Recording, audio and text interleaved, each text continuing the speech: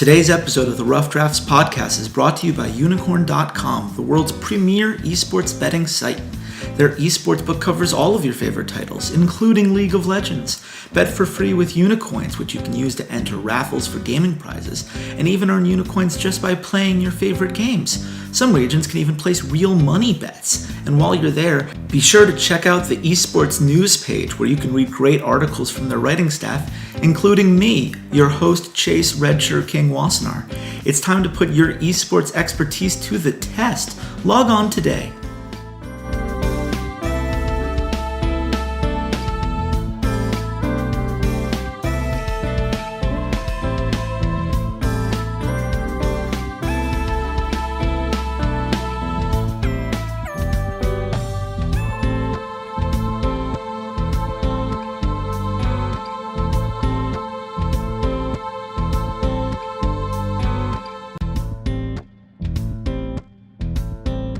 Hello Internet, this is Chase RedShirtKing Wassenar, and welcome to the Rough Drafts podcast. We are here at the World Championship semifinal round. It's so exciting to kind of see what those quarterfinal matchups really taught us about this event. I really feel like a couple teams well exceeded our expectations, and there's a lot to break down in terms of how those quarterfinals played out. And I am joined today by HeckMaister, a writer at Esportsheaven, a League of Legends analyst, and just a very interesting guy to talk to. How are you doing, man?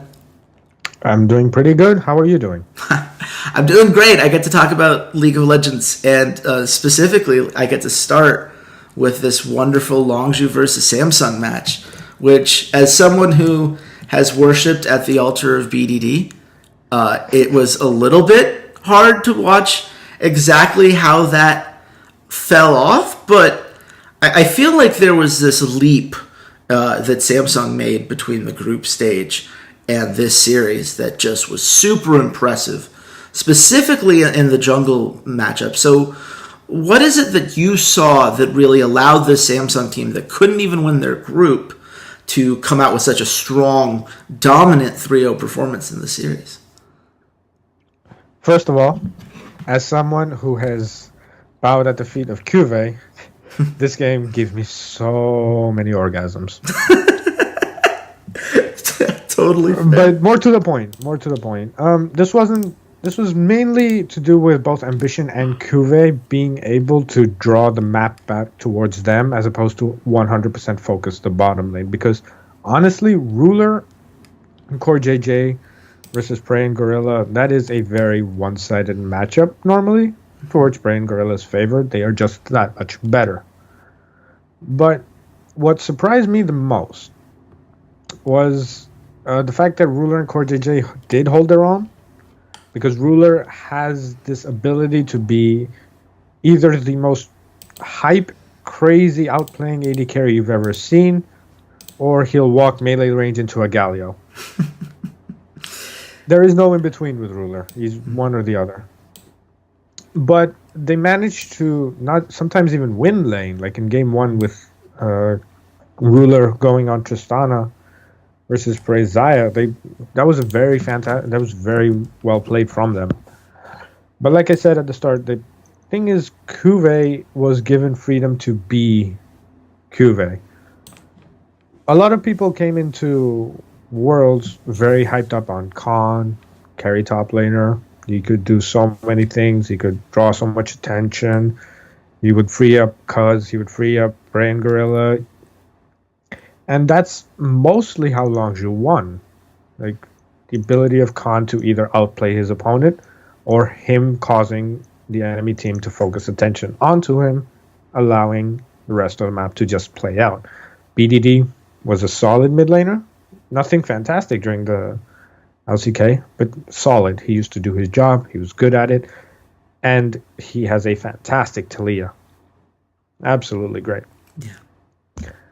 So the main tipping point will always be Ambition versus Cuz. First of all, Cuz is new. He's pretty much a rookie jungler coming into this first season of LCK, and he won it. So there's already that pressure factor into play. But even if we were to discount that, Ambition just got to do what Ambition has always done in the jungle, which is walk in, have a small fight here and there, force the enemy jungler to waste his time. The more time Cuz's time was wasted, the more time Kuve had to put pressure top, more time Crown had to farm up, and the more time Ruler and Core JJ had to 2v2 Prey and Gorilla. It's essentially what happened. Ambition just was capable of finding Cuz and nullifying him. Without that jungle pressure, the threat of the jungler being there, Kuve is free to simply push in Khan, because anyone who has seen that series will know that Kuve is no pushover. He is, by and large, considered the best top laner in LCK, despite the hype being around Khan. People who actually watch most LCK will tell you that Kuve does what Khan does, but also can play all of the tanks, all of the supports. Kuve can do everything. Mm-hmm. Actually, scratch that. He might not be the best in LCK because Smeb was still there, but he's definitely the best at Worlds. Yes, I mean Smeb has got to be one of the. It's just a friendly reminder that KT team has so much talent and would have been super fun to watch if they actually learned how to play together like a team, which just unfortunately didn't really come together for them. But yeah, I think you nailed it on this idea of just how impactful Kuve reminded us that he can be. There were a lot of moments in which you saw that his split push was more effective than what Khan was putting out there, and I think that that's something that isn't necessarily surprising when you take Kuve's whole career into account, and certainly some of the consistency he showed in the regular season. But I think a lot of people look at like that Jax pick in game one, and they're just expecting Khan to be able to pop off and make that individual impact that just didn't really happen. And it also didn't really happen in game 3 on that Trundle, another pick. You feel like that's a lane matchup that you would want if you're a carry top laner like Khan, but he wasn't able to find those openings, and that just, I think, speaks so well to how Kuve played out those lanes, and you know, in games 2 and 3, using those Shen globals to really influence the map in such a huge way.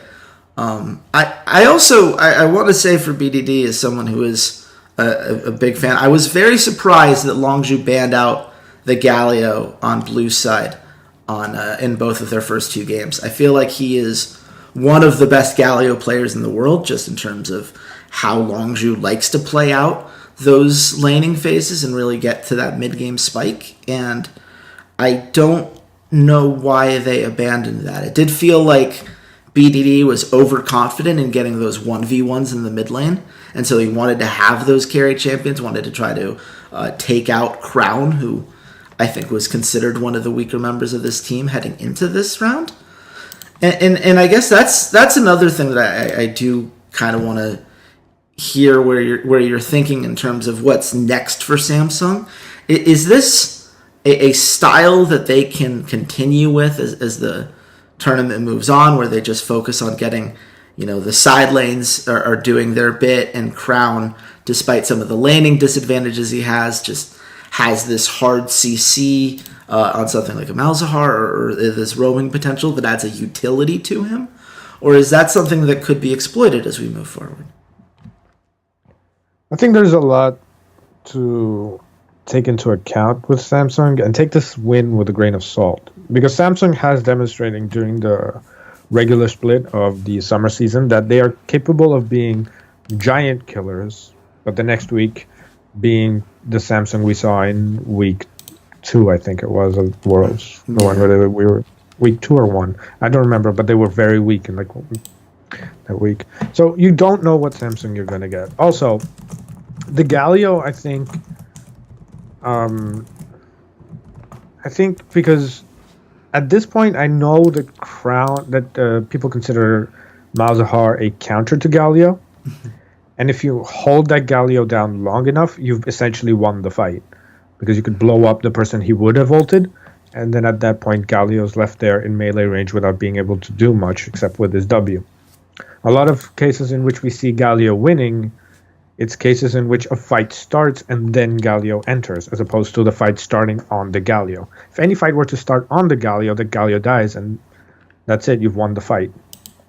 Even if you trade 1-for-1 with the Galio, the team in the advantage is the one that has killed the Galio. So, Crown, I think, is... I'm glad that he's not feeding, is probably the way to put it. Because, while yes, in Game 2, he had that Taliyah performance and he was very good, we all know that most Korean mid laners are very good on Taliyah. It's nothing new. But nobody should focus on Crown. Take away from the series, do not focus on Crown, because he was not instrumental to Samsung's wins. And again, taking away the Galio also plays into taking that away from Crown, taking that away from someone who has been struggling this year. Take that away from him, force him to play something that has slightly more risk, slightly more squishiness to it, that isn't just a free lane. Because anybody who plays Galio, just clear the wave, walk up and down. That's as much as it. So, I think the Galio, and if BDD is not planning to play it, if BDD is planning to be aggressive, you're not going to take the Galio top for Khan. Khan has not been a great tank player. Amazing carry, probably even a better carry top than every other top laner on the LCK. But he just doesn't do enough for a team to be considered the best top laner. Mm-hmm. So I think one of the things that will be interesting is watching Ambition. He will be the reason Samsung wins or loses the semis, simply because he does not change his style. Nobody should mistake that Samsung's win over Longzhu as Samsung a change of style. This is the Samsung we know and love and sometimes hate, because Ambition will inevitably walk into the enemy team's jungle anywhere from 4 to 6 minutes. Sometimes earlier, depending on the matchup. If he has something like an Elise, he'll just rush to level 3 and walk in just to try and spot, see if he can harass, find his footing in the enemy jungle. How do you counter that? Well, you have pushing lanes and react to him first, but then that maybe forces you into having a worse later game matchup. So there's a lot to take into consideration, and it all hinges on how Ambition plays to you and how you play towards him.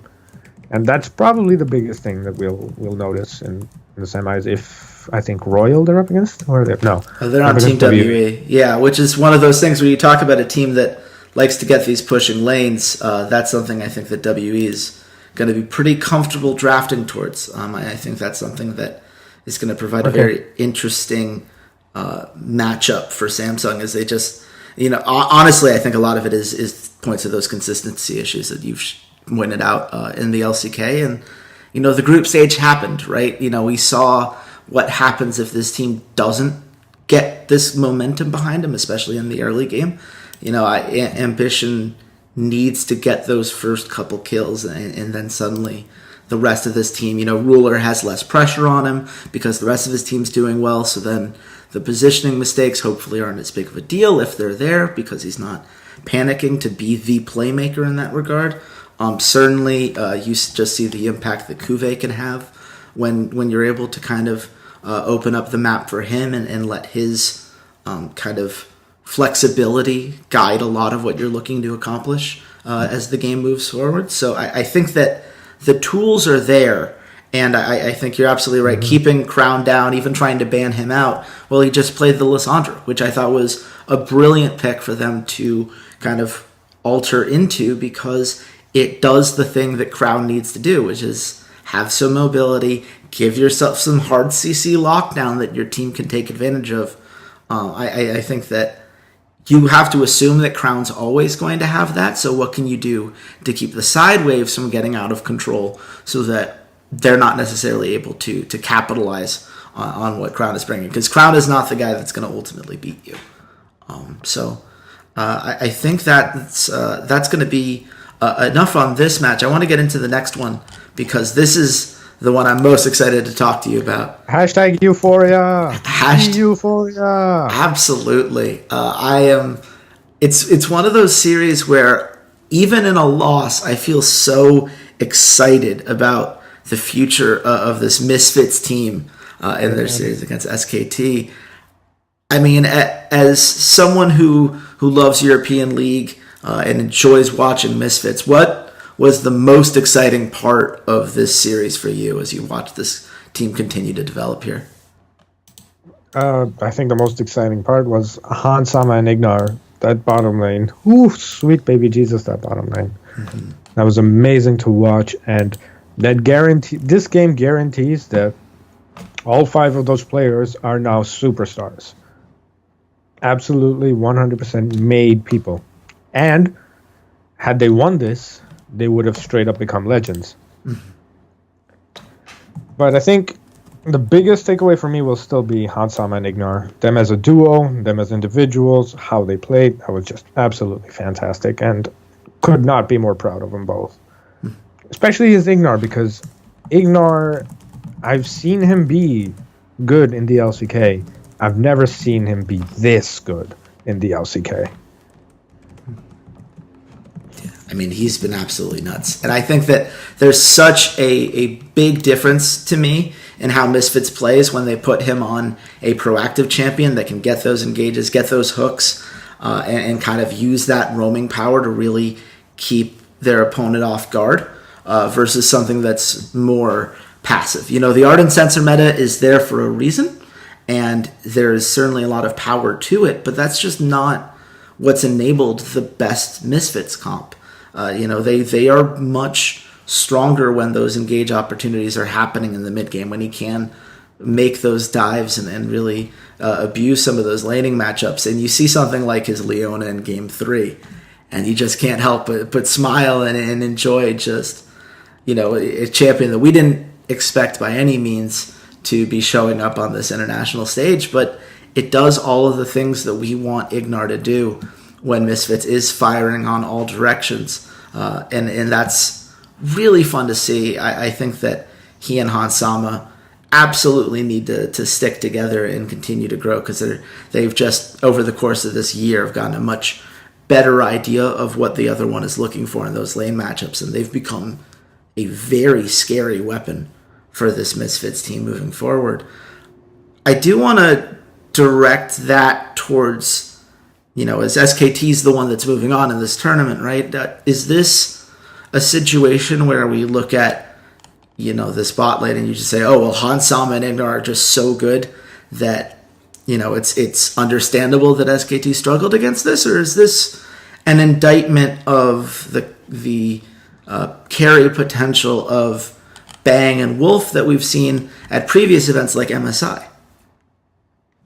It would have to be a bit of both, definitely. I mean, as much as you want to praise Misfits, you have to mention that Bang and Wolf have simply not been the formidable duo they used to be. And specifically Bang, it seems like he is sometimes absent from a majority of these games. Like, Faker has to pull his load as well, aside from just Huni and Blanks and Peanuts. And that has been noticeable, like more of the carry burden focusing again on Faker, which, if you're going to have one singular carry, who better to have? But again, I feel like it's still hard to judge, because in game 1, for example, when SKT absolutely smashed Misfits, Bang was doing fine. He wasn't crazy popping off, but he was doing the job. He was good damage, he was positioned well. But it just seemed like once the engage picks from Misfits came in, Bang simply did not know what to do with himself. Like, he wasn't used to it anymore, and he could not prevent what was happening from happening, especially the Vayne game. That was just absurdly wrong from Bang. He just could not catch a break. His condemns were completely off timing. He could not get Ignar off of him. He could not kite. He would simply walk into a fight and either get forced away or blown up. He died I think twice in lane or something to simply ignore and Hans Sama dropping on him. He would simply not be able to participate in fights as much as he'd want to. And that is both a combination of Bang slipping up and Ignar just forcing him off. It wasn't... You can't put the entire load of that on simply Bang. Mm-hmm. I will say, though, the bigger surprise is watching Blank being subbed in at game 3, 4, and 5, and not being as much of a change for SK Telecom as you'd think. Because previously, what used to happen is Peanut would just start like they usually did, like they did here. Depending on win-loss, if a loss was too heavy, Peanut would get subbed out for Blank, and after that, most of the times it's smooth sailing, sometimes it isn't. This is one of the cases where it isn't, but most of the times it's smooth sailing because Blank simply gets how to be much more, I want to say active. Yeah, he's much more active around the map than Peanut is. Peanut is, while he is aggressive at times, he's much more aggressive towards the enemy jungler rather than the lanes. Blank will cover the lanes a lot better. Blank will keep much more better vision. But I must say, the reason why we keep harping on Hansama and Ignar being as good as they are is, first of all, Hansama in one of those games straight up looked like he was scripting. Like he dodged every skill shot, every auto attack. Like he would dodge everything. Nothing would hit him. It looked mental crazy good. Mm-hmm. And the surprise came in game 4 where they almost won that game. Misfits did. Had they not dove that inhibitor turret, which will stick in my mind for years. Yeah. Because I went back and watched that in slow motion, and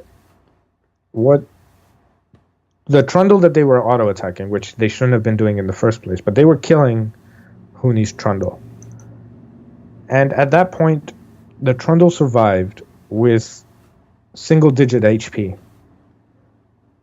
before he got his ultimate off. And once he got his ultimate off, he instantly healed for about 20% of his health, and he could survive for so much longer. He put down the pillar, and Wolf's Braum put down his ultimate as well, so that they were stuck all together under the inhibitor turret with Faker and Bang. With Faker and Bang free hitting them from the side, completely untouched. That moment right there, if Huni dies with that single digit HP, if it were a red buff burn or a corrupting potion burn or even a deathfire touch burn, if Huni dies at that point, neither does the pillar go off, nor does Trundle's ultimate. That would have been a complete wipe, and Misfits would have won that game. And I am still salty, and I will forever be salty about that, because they were so close. They could taste it.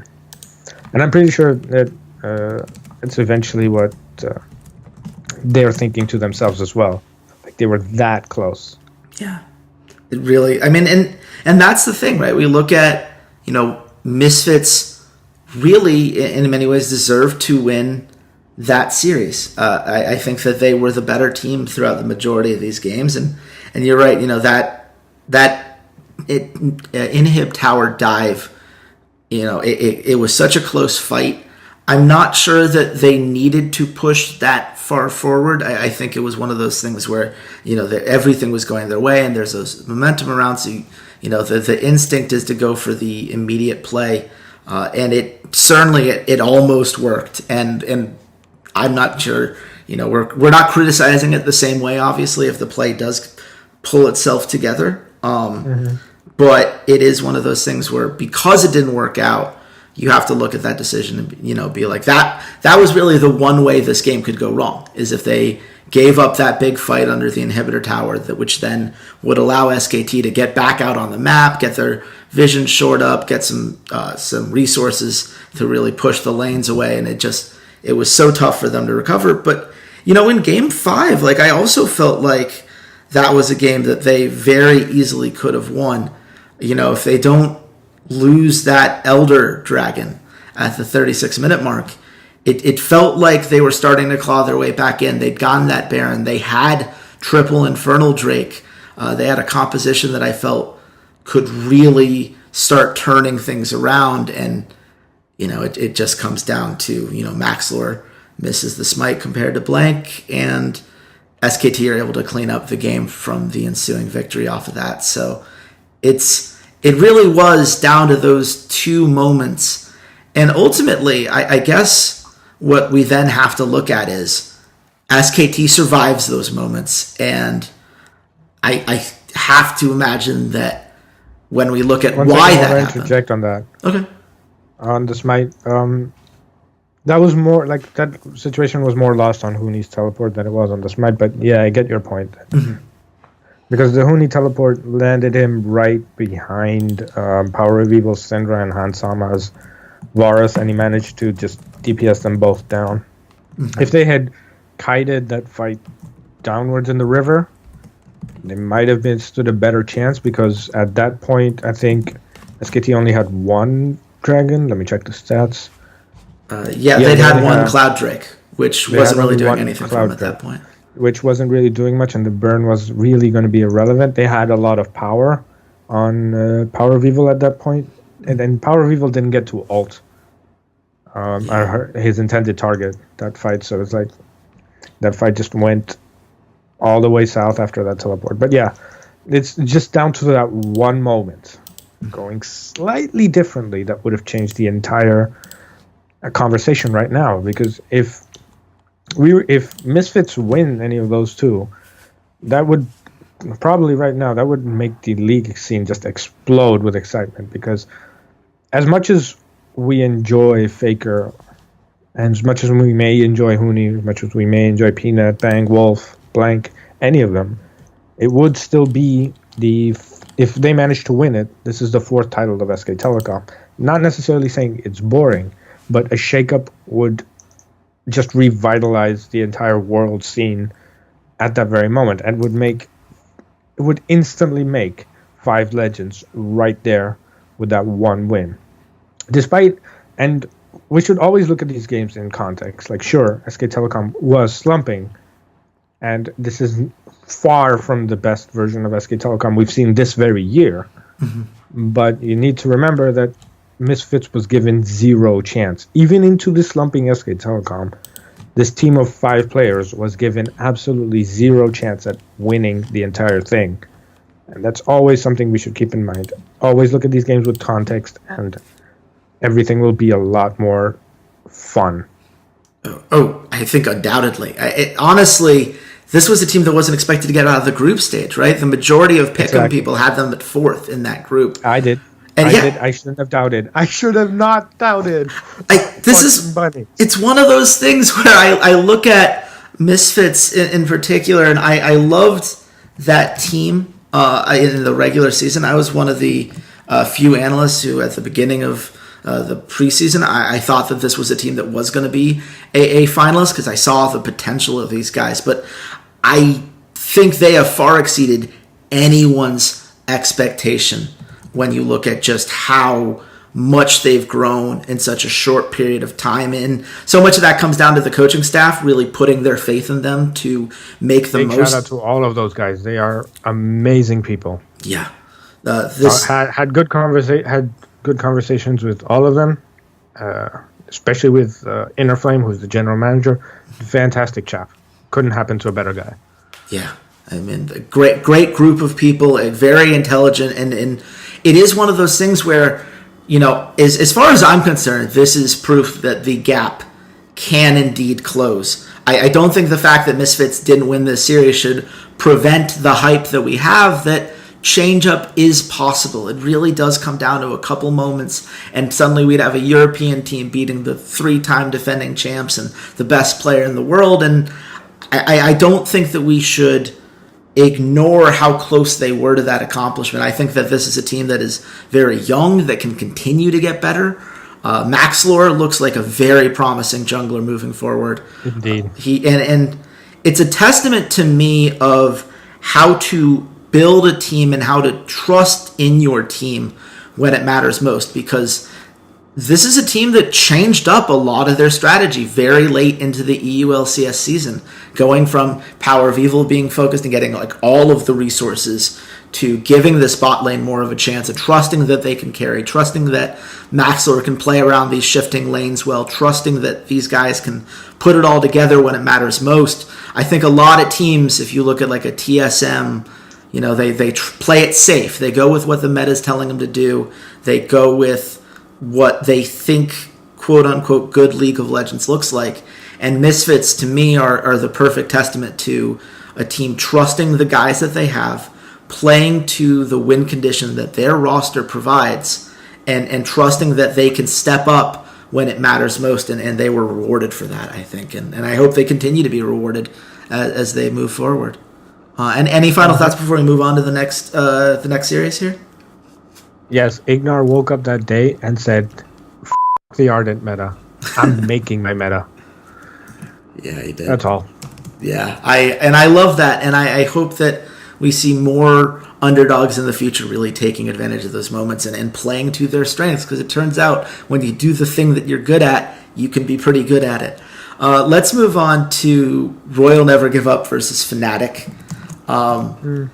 Fnatic, I don't know what we expected heading into this series. It was a team that, in my mind, did not look great until, really that 4-0 streak in the second week we look at as like, oh yeah, well they stepped up and that kind of veteran experience really came through for them in the clutch, but they also took advantage of an Immortals team that was spiraling, panicking really when the pressure was on, and this Gigabyte Marines team, you would hope that you can power through a wildcard team. So I guess as you look at Fnatic here, what went wrong for them, both in this series and really at the event as a whole, that you think is going to continue to stick with this team as we head into 2018?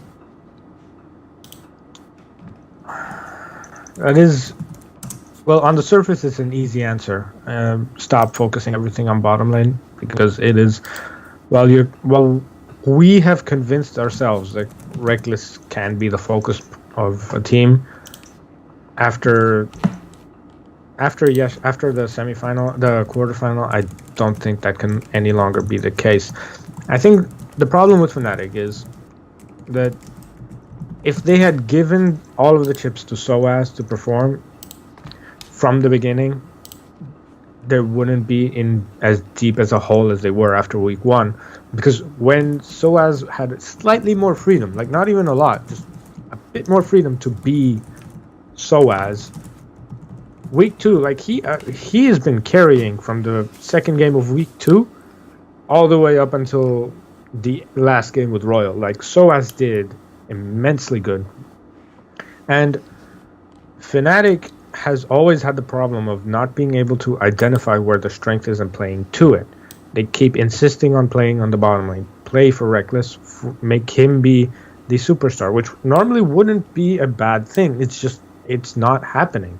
Reckless is not being that all-star superstar carry. He's just being a carry, and sometimes just a mediocre carry. It's not like, because for example, on the enemy team you had Royal, you had Uzi, which people were convinced that RNG would do a similar thing as Fnatic and then give all the money and resources to Uzi, but that's not what was happening. Uzi was down to do his own thing. MLXG was just identifying where he needed to be on the map, and he would be there. If he needed to be top to prevent the gank, he'd be top to prevent the gank. If he had to invade the blue buff just to keep tabs on Broxa, he would invade it. If he needed to hold mid because Caps was getting slightly too forward, he would go. That's the big focus. Broxa was not doing much, and I don't know how much about that is him, how much about that is his team, but essentially the first week they left SOAS up to dry.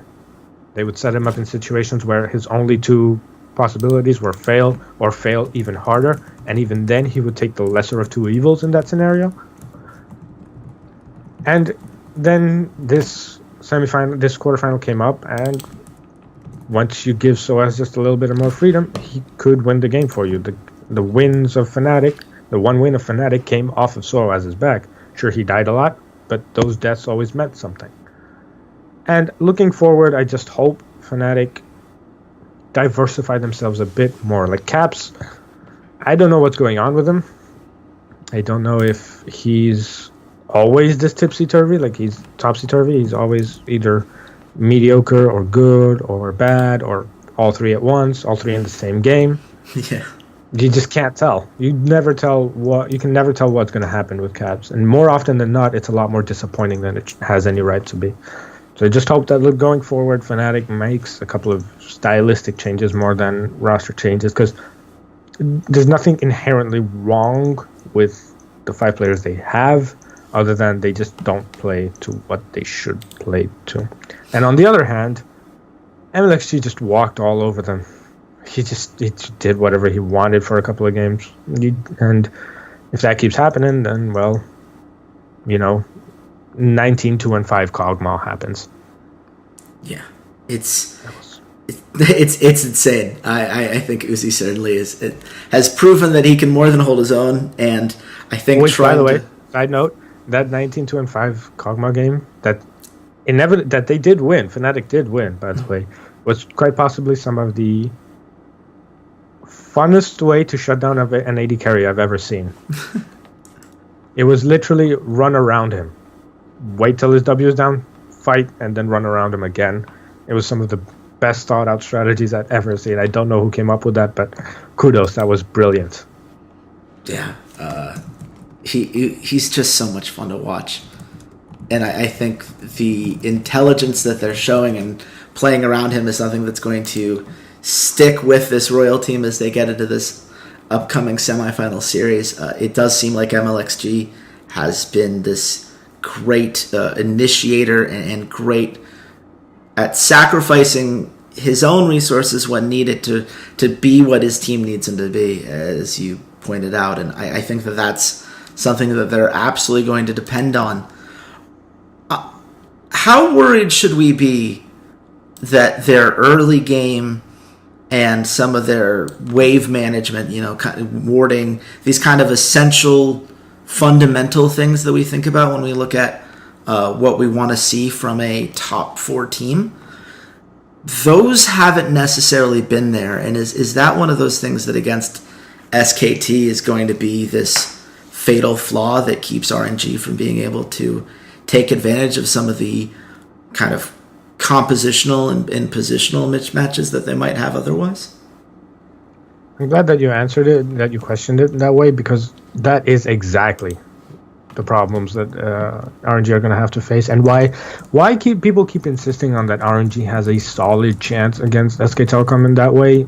It surprises me, not because RNG could not do it, because they have the tools to do it. Like, Let Me has had a good Worlds, Xiao who's playing very well, Uzi can either go off or be irrelevant, but the biggest glaring issues Royal has had in their mid-game forward is exactly the issues that SK Telecom knows how to take advantage of.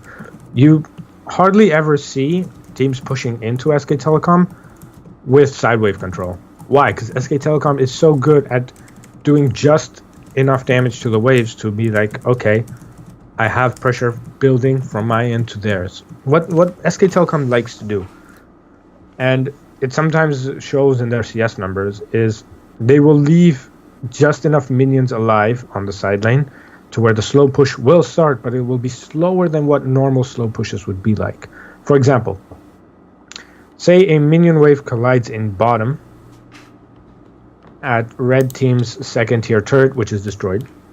There's no second tier turret. Minions collide at bottom. So naturally, the red team's minions would meet up with the wave closer.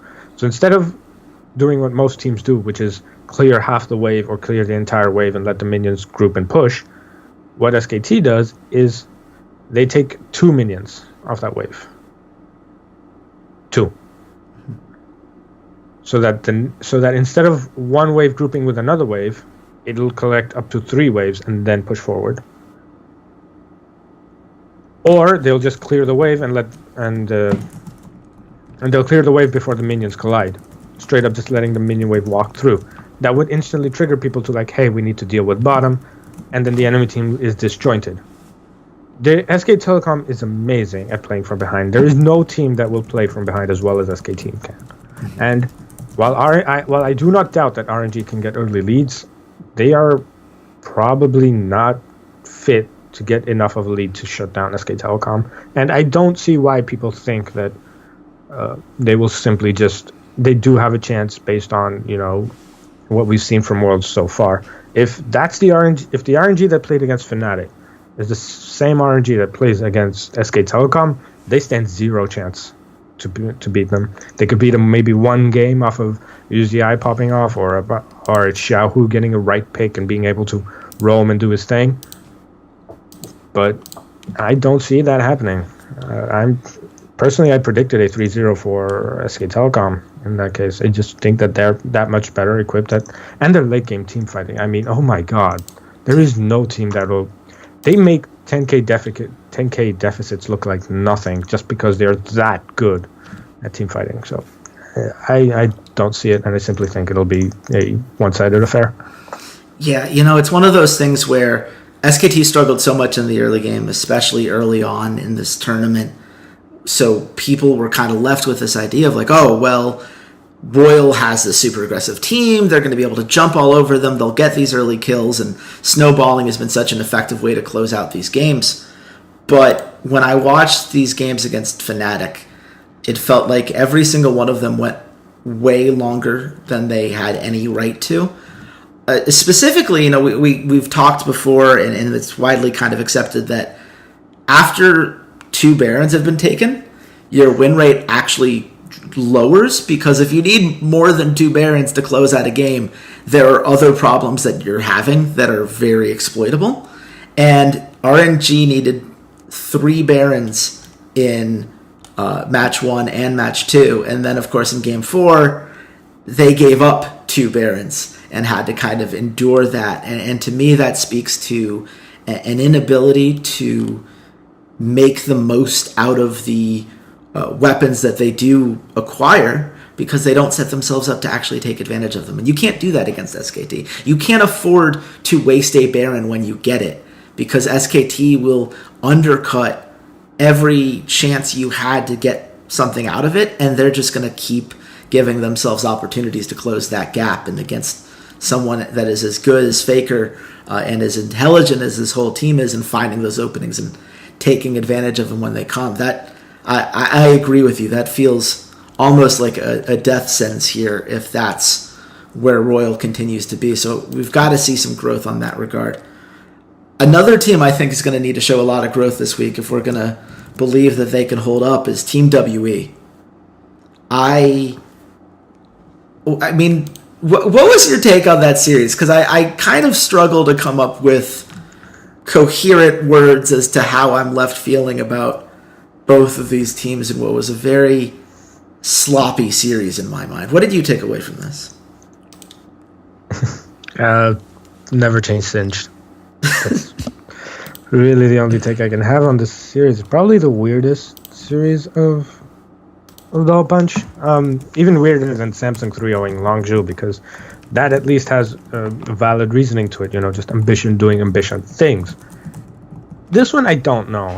I was watching it and it was like, I couldn't tell if it was Cloud9 overperforming or WE underperforming, because if you look at it just from a team matchup, this is much more in favor in WE than it is for C9. But I don't know. I really don't know how to put it. 957 had a varying degree of success. Like, his Maokai was just atrocious. It was whoa. But then his Cho'Gath and his Cho'Gath and his Gnar, like especially his Gnar that last game, he did work. 957 was having a good series for the majority, just that one game was kind of off. GA, he was doing his thing for the majority of the thing. He was pretty good. But then I look at C9's side, and I think obviously aside from the impact on Singed, there's not a lot you can talk about. Contracts had a decent series, but I think first of all, the Aurelion Sol game, it just did not make sense to me. Just no. I get the roaming aspect of it, and that's probably what they were going for. It just didn't work. There's way too much movement, and there's way too much protection for a Kog'Maw for that to ever work. But then you put Jensen on Orianna, and he goes off. So I think the best thing I can take away from WE is that Condi was not bad. Like, Condi did a majority of the things right, and it came down to minor execution issues here and there that led C9 to being able to capitalize on turrets and being able to win team fights handedly sometimes. But the reason I want to go in on Condi specifically is because the matchup in the semifinal that awaits us is Ambition versus Condi. Ambition's style was basically very in your face, very I have to know where the enemy jungler is and I have to fight him. But WE has never shied away from pushing lanes. You've seen them pick the Corki many times, the Talias. They have no problem going with pushing lanes in top with Gnar either, with Cho'Gath. So this, while on paper we would think, okay, the Team WE has many issues that they would need to fix. Stylistically, this is a good matchup for them. Against any of the other teams, WE would be in a pickle. But against a team that specifically focuses on moving their jungler forward, that will cost Samsung. I'm predicting it will definitely cost them a couple of deaths early on, perhaps even a couple of games. Too much so that it's not out of the realm that Team WE does indeed beat Samsung, because again, Samsung is that unpredictable team. Yeah. Aside from that, there's not much I can add. I mean, Sneaky was having solid series, I think. Like, he was playing... His Caitlyn was not great. It's definitely, now that I think about it, is also one thing I do want to say about the entire quarterfinals is ban Tristana, because she has won many more games than she had any right to have won. Yeah. Turns out Tristan is really good. Turns out having someone that can tear down towers really quickly and has a built-in escape and has that utility in the ultimate. These are all really nice things to have in this meta, and I do agree that's something that I think teams should focus on a little bit more. It's one of those things where it's funny that you talk about Sneaky's Caitlyn not being very good, because people will point to, oh, but he set the record for the most damage permitted of any player at Worlds ever. But, yeah, and he lost that game. Yeah, and he lost the game. And that's the thing I think that a lot of people are missing when they focus in on those numbers. People really want to give Sneaky praise because they love him as a personality and because, Cloud9 has a very passionate fan base. And, I do think that maybe I've underrated him a bit in the past. I tend to kind of have him slightly outside of my top 3 in NA, and maybe that's not fair. But I think that there is maybe an overzealousness that we see when people try to, put him down as like, oh yes, this is the time in which Sneaky can be Jensen's number 2 carry, and Cloud9 takes this massive leap. And it just seems like consistently enough, the games in which Cloud9 really look their best are when they're getting that top lane pressure, when Impact is able to shut down that enemy tank, and when he's able to use his globals to really exert that map pressure. And so I hope that people start giving that the credit that it deserves, and maybe, we evaluate Sneaky for all of the pros and cons rather than just the couple of nice games that we see every now and then. I do want to, before we wrap up on this series, to me, I think that Team WE had very similar issues to the ones that we described with RNG in terms of manipulating their waves well. They seemed like they were a bit overzealous in their losses and trying to pick fights without having established that proper vision, without necessarily having the towers to back them up. Do you think that kind of riskier, skirmish as much as possible play style is something that helps them when you look at their matchup against Samsung? Or do you think that some of those fundamental issues might come back to bite them here, even with the kind of pushing lanes that, as you mentioned, are going to give them a good stylistic opportunity? Again, that falls more under Samsung than it does under WE, because we already know how WE are probably going to approach the game versus Samsung. They're going to approach it similarly, pushing lanes, lots of skirmishes, fights around dragons and barons and vision. Vision around baron, I mean. Not necessarily vision in enemy jungle, just precisely around baron. We know that WE is going to approach this. We don't know how Samsung is going to approach this, because like I mentioned before, Ruler is either god of kiting or he walks into melee range of Gallios, and that will tilt me forever. So The onus on that series is 100% on Samsung and how they'll approach it. Similar to it's always going to be a tough call because WE's issues mid and late.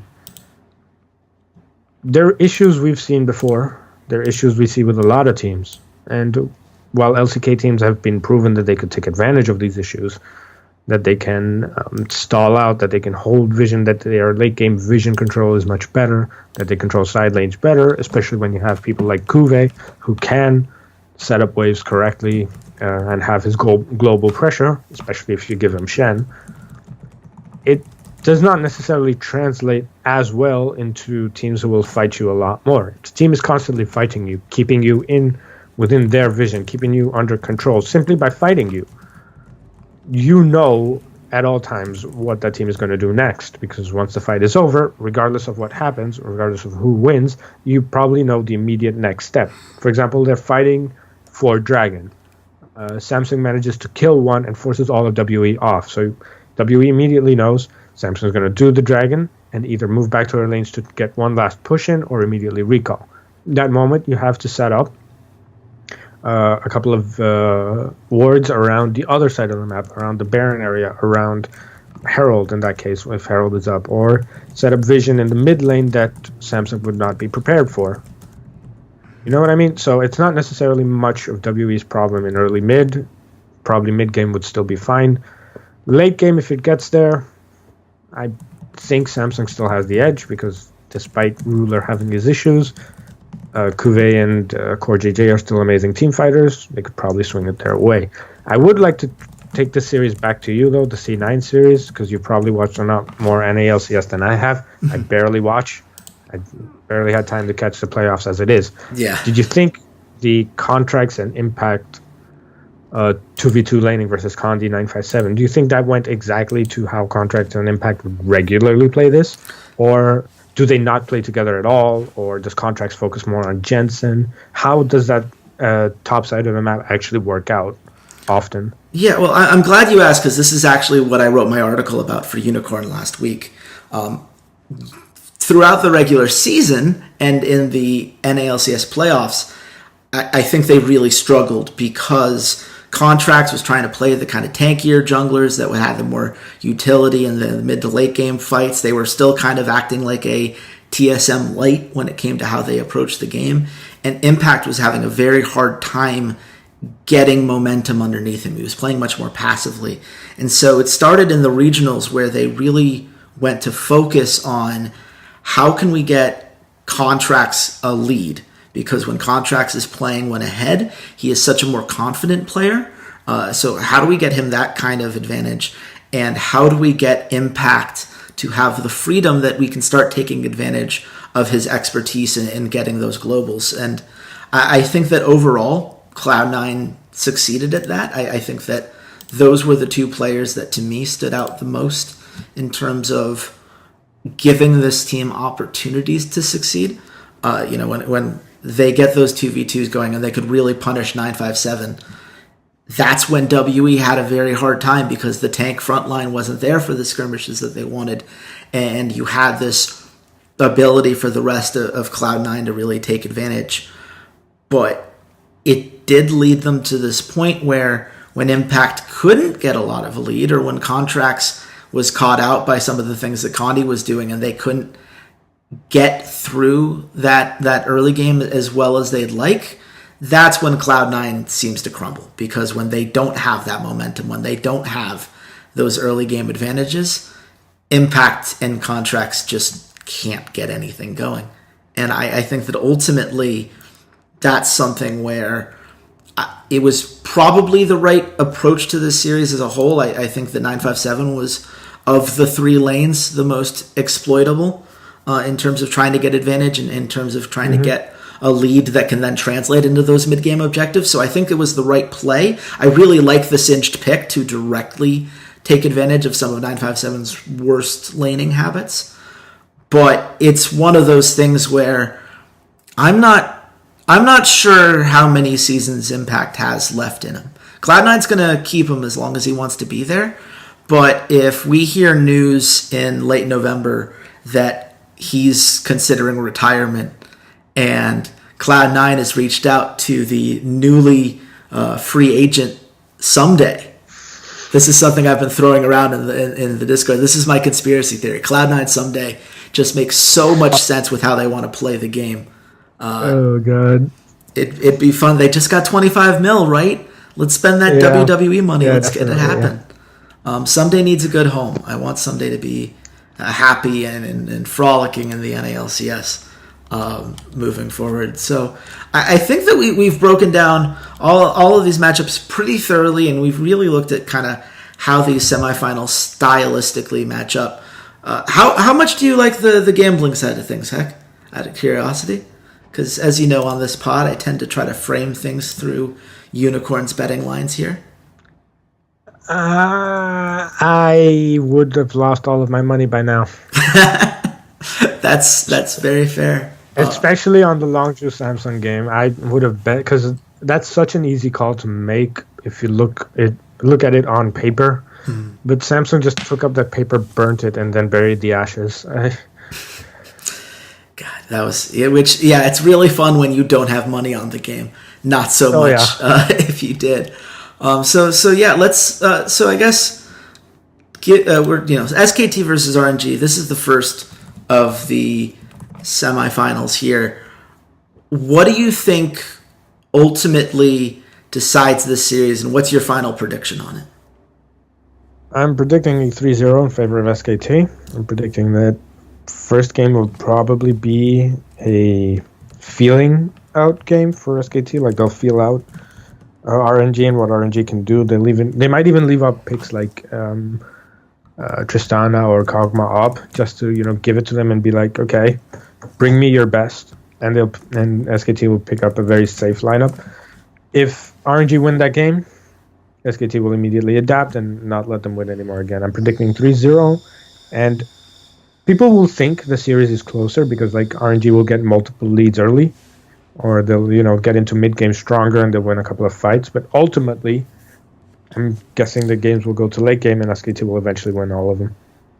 Yeah, that's ultimately where I kind of end up as well. I have it as a 3-1 just because I think RNG is going to sneak one with some godlike Uzi game if they can somehow get him going and enough that they can close out before that 30-35 minute mark. But this is an SKT victory to me as well. It just feels like they're so much better at the macro, and if this was like the group stage where we were coming off of these games in which RNG wasn't letting teams get to that point because they were so efficient in closing them out, that would be one thing. But I really do feel like we saw enough issues in how they prepped for waves and not being able to take advantage of the Barons when they were able to take them. SKT is just going to punish that so hard.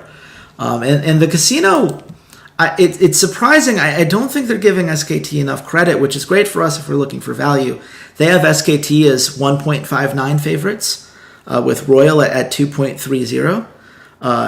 To put that in parlance terms, SKT are slight favorites. They're favored enough that they're clearly there, but not by too much. It's like a close enough series that they're kind of hedging their bets there.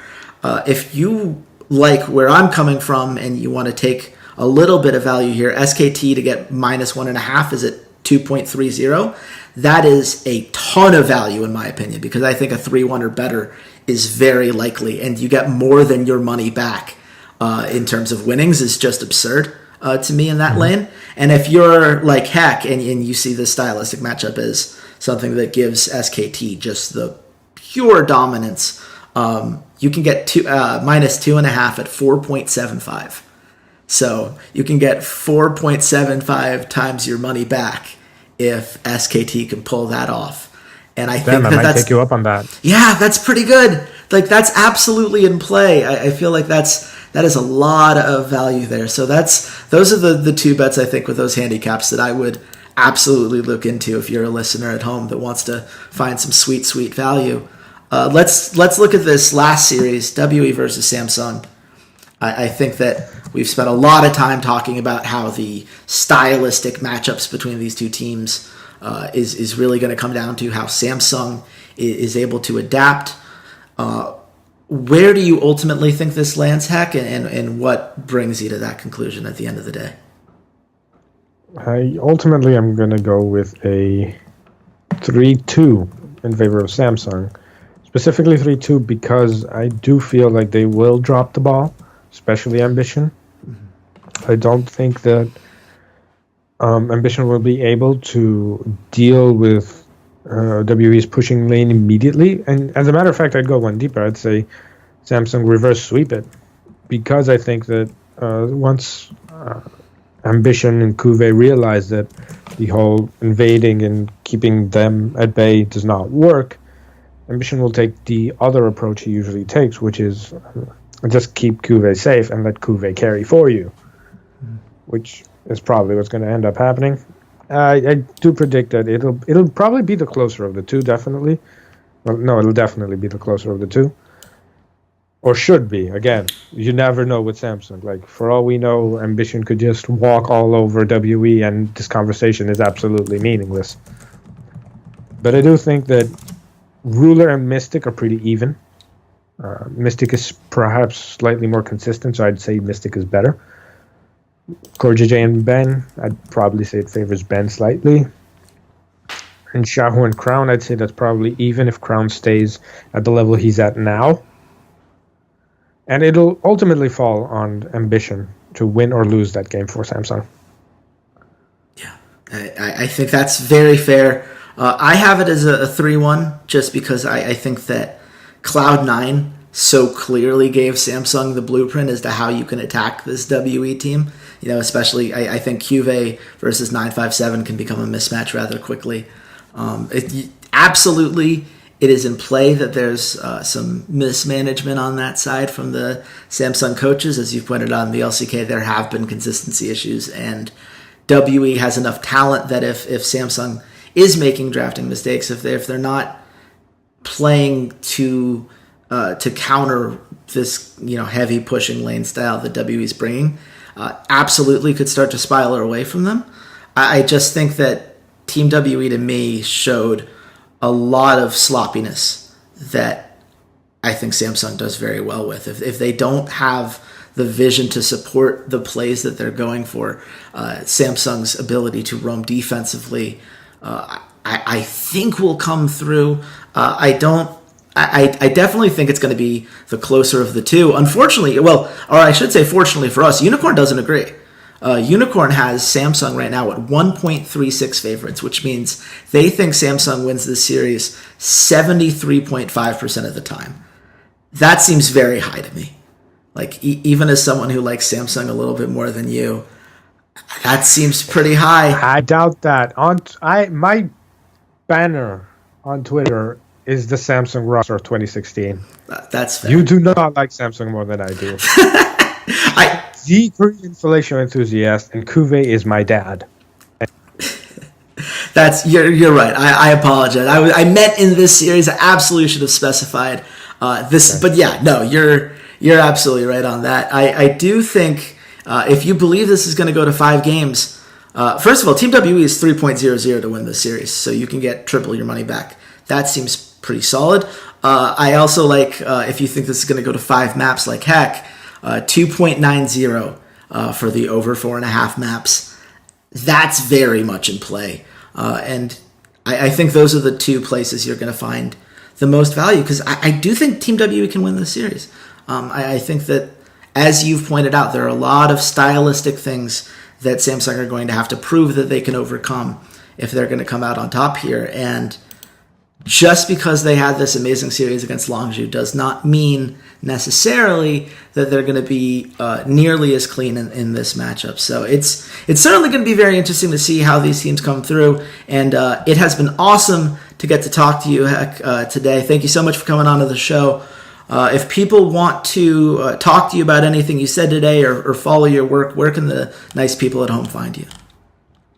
Well, you can find me on Skype at HeckMaister. You'll find me. And on Twitter at HeckMaister with an I. And if you want to talk about anything Samsung, you can find me at my house. Come to Mallorca in Spain. I'll talk to you all about Samsung all day, every day. And I just hope Samsung proves me wrong and smashes in that series because, God forbid, they need it. Yeah, this does feel like there's the setup for like, oh yeah, maybe Korea's not as strong as we thought, and then this week they just get a couple really big blowouts, and we're like, oh yeah, Korea's still Korea. You can find me at RedShirtKing. I love keeping these conversations going, so definitely reach out if you want to talk. Also in the comment section, I read every one. So please do let me know what you think of this. And also, if you want to come join our Discord, it's been a very active Discord recently as this world stuff is coming to a close. And I do watch the games live on there if you'd like to kind of enjoy the memeing and analysis that comes with that in tow. So come back next week where we're going to break down what should be a very exciting World Championship Finals. And until next time, goodbye, Internet.